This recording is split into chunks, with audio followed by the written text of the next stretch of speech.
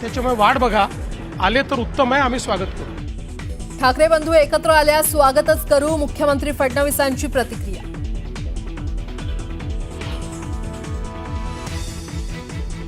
महाराष्ट्रद्रोहींविरोधात ठाकरे कुटुंब एकत्र येत असेल तर हा सुवर्ण क्षण असेल. सर्वच कुटुंबांनी एकत्र यायला हवं. अजित पवारांना टॅग करत रोहित पवारांचं ट्विट.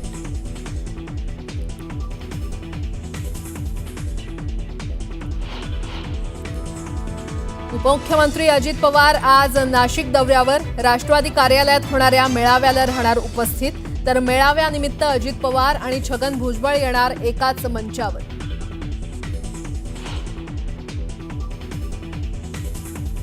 तनिषा भिसे मृत्यू प्रकरणी डॉक्टर घैसास यांच्यावर ठपका. डॉक्टर घैसास यांच्या विरोधात गुन्हा दाखल. ससूनच्या दुसऱ्या अहवालात डॉक्टर घैसास दोषी असल्याची प्राथमिक माहिती समोर.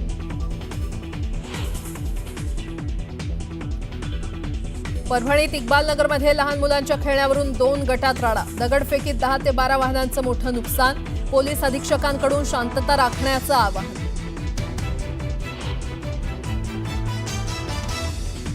देखभाल दुरुस्तीच्या कामासाठी लोकलच्या मध्य आणि हार्बर मार्गावर मेगा ब्लॉक. मध्य रेल्वेवर सीएसएमटी ते विद्याविहार आणि ट्रान्स हार्बर ठाणे ते वाशी मार्गावर ब्लॉक.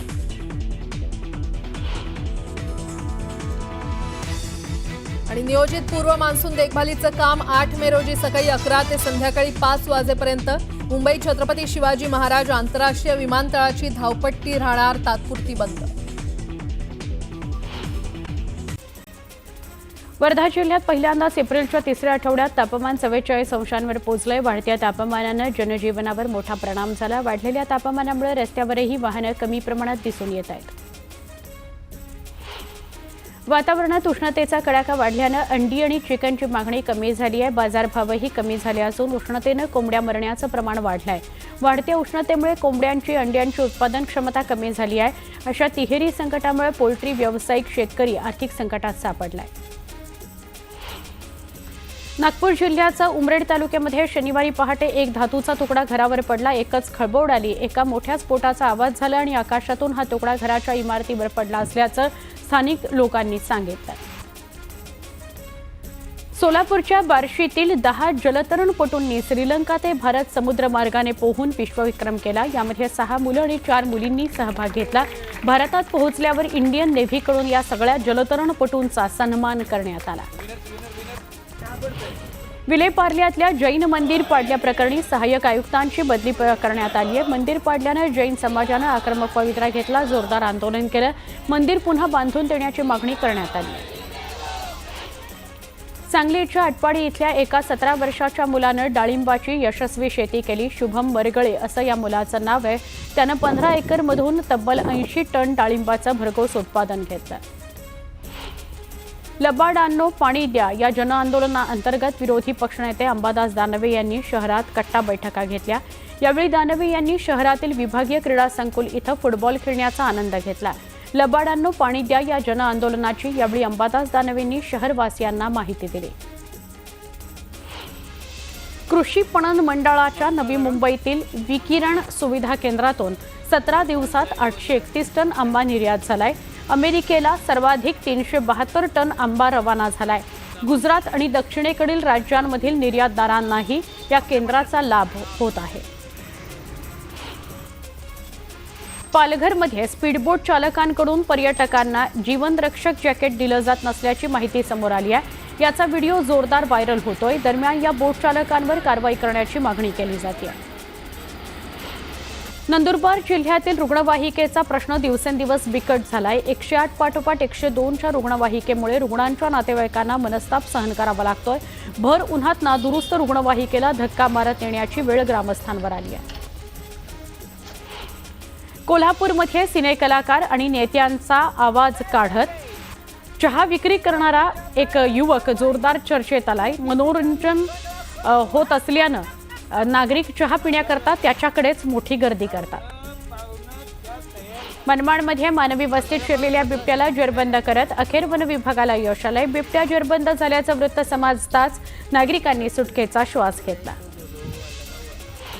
छत्रपती संभाजीनगर ते अहिल्यानगर नवीन रेल्वे मार्गाच्या सर्वेक्षणाला मंजुरी मिळाली आहे. येत्या महिन्याभरात डीपीआर तयार करण्यात येणार आहे.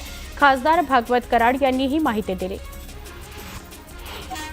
रत्नागिरी जिल्ह्यातील दापोली तालुक्यातल्या आंजर्ले खाडी गाळानं भरली आहे. समुद्र आणि खाडीच्या मुखाशी मोठ्या प्रमाणात गाळ साठल्यानं मासेमारी बोटी भरकटत आहेत. अपघाताचं प्रमाण वाढलंय.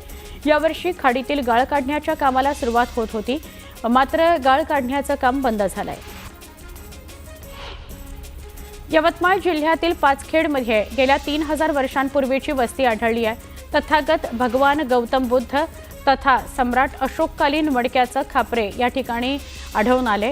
एवढेच नाही तर सातवाहन राजवंशकालीन 6 विहिरी सुद्धा आढळलेल्या आहेत. नागपूर इथल्या पुरातन विभागाच्या अधिकाऱ्यांची टीम तिथं दाखल झाली असून त्यांनी उत्खनन सुरू केलेलं आहे. छत्रपती संभाजीनगरच्या ढाकेफळमध्ये विजेच्या धक्क्यानं 16 वर्षाच्या तरुणाचा मृत्यू झालाय. बांधकामावर पाणी टाकताना ही घटना घडली आहे. नगरमध्ये स्थानिक गुन्हे शाखेच्या पथकानं मदनापूर इथं मोठी कारवाई करत अवैध कत्तलखान्यावर छापा टाकला. या छाप्यात 15 गोवंशीय जनावरांची सुटका करण्यात आली. यावेळी 1200 किलो गोमांसासह एकूण 9.20 लाखांचा मुद्देमाल जप्त करण्यात आला. पोलीस अधीक्षक राकेश ओला यांच्या आदेशानुसार ही कारवाई करण्यात आली. रेल्वेत गुन्हेगारी करणाऱ्या ठिकठिकाणच्या सराईत गुन्हेगारांवर रेल्वेच्या पोलीस अधीक्षकांनी धडक कारवाईची मोहीम राबवली आहे. त्यानुसार गेल्या 2 आठवड्यात विदर्भातील 19 गुन्हेगारांवर प्रतिबंधात्मक कारवाई करण्यात आली आहे. परभणीतील इक्बालनगरमध्ये 2 गटात हाणामारी आणि दगडफेक झाली. दगडफेकीत 10 ते 12 वाहनांचं नुकसान झालं. लहान मुलांमधील भांडणाचं रूपांतर मोठ्या रड्यात झालं. या प्रकरणी शांतता राखण्याचं आवाहन पोलिसांनी केलं. अंबरनाथच्या मोरिवली एमआयडीसीतील एका कंपनीत भीषण आग लागली. अग्निशमन दलाच्या वतीनं आगीवर नियंत्रण मिळवण्यात येत आहे. कंपनीतील सगळ्या कामगारांना वेळीच बाहेर काढल्यानं मोठा अनर्थ टळला. सांगली जिल्ह्यातील मिरज शहरात मजुराची निर्घृण हत्या करण्यात आली आहे. ही हत्या कुणी आणि का केली याचं कारण अस्पष्ट आहे. पालघरमध्ये संध्याकाळच्या दरम्यान एकाच दिवशी 2 वेगवेगळ्या घटनांमध्ये 2 तरुणांचा पाण्यात बुडून मृत्यू झाला. पालघरमधील मासवण इथं सूर्या नदीच्या बंधाऱ्यात पोहण्याकरता गेलेल्या अभिषेक बिराडे या तरुणाचा बुडून मृत्यू झाला. तर दुसऱ्या घटनेत डहाणू तालुक्यातील सारणी इथं सूर्या प्रकल्पाच्या कालव्यात पोहण्याकरता गेलेल्या दक्ष मर्दे या विद्यार्थ्याचा बुडून मृत्यू झाला. सांगली जिल्ह्यातील खरसुंडी इथल्या श्री सिद्धनाथाच्या यात्रेला सोमवार 21 एप्रिलपासून सुरुवात होते. 21 एप्रिलला देवाच्या लग्न सोहळ्यानं जत्रेची सुरुवात होणार आहे. तर 25 एप्रिलला देवाची पालखी आणि शासनकाठी कार्यक्रम होणार आहे. या जत्रेकरता मंदिर देवस्थान समितीकडून भाविकांकरता सोयीसुविधा करण्यात आलेल्या आहेत.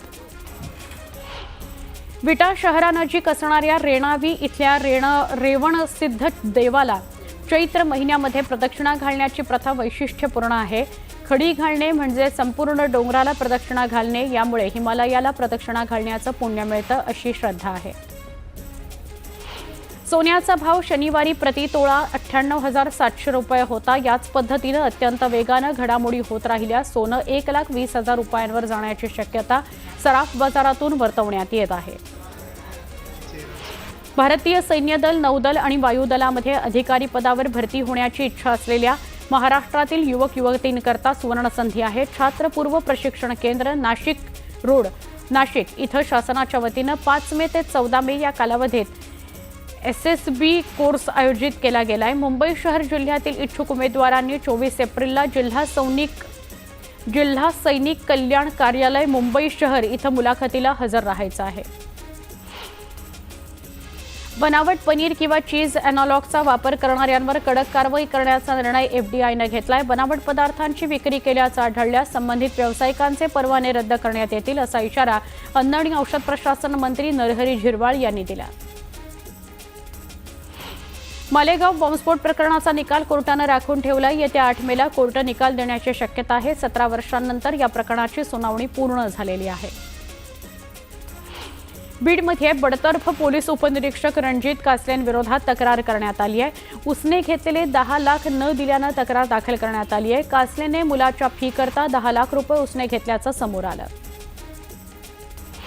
राज्य महिला आयोगाच्या अध्यक्षा रुपाली चाकणकर यांनी भिसे कुटुंबियांची भेट घेतली. डॉक्टर सुश्रुत घैसास यांच्यावर गुन्हा दाखल झाल्यानंतर चाकणकरांनी कुटुंबाची भेट घेतली.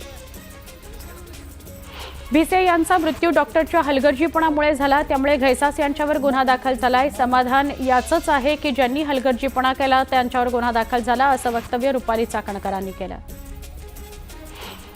स्वतःच्या भाषेवर प्रेम करताना दुसऱ्या भाषांचा द्वेष करून आपण पुढे जाऊ शकत नाही. इतर भाषांचा द्वेष करणं म्हणजे स्वतःच्या मातृभाषेवर प्रेम करणं नाही. आपल्याला मातृभाषा प्रचंड आवडते, यात काही वावगं नाही, परंतु तुम्हाला विविध भाषा बोलता येणंही महत्त्वाचं आहे, त्यामुळे आपण अधिक प्रगत बनतो, असं स्पष्ट मत राज्यपाल CP राधाकृष्णन यांनी व्यक्त केलं.